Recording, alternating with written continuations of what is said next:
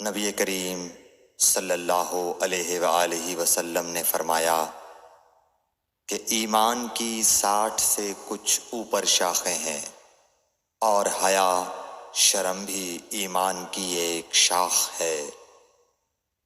صحیح بخاری حدیث نمبر 9۔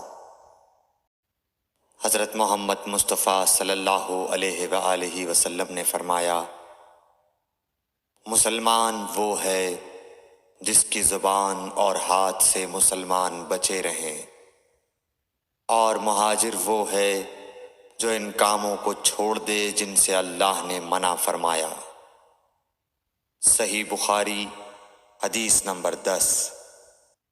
لوگوں نے پوچھا، یا رسول اللہ، کون سا اسلام افضل ہے؟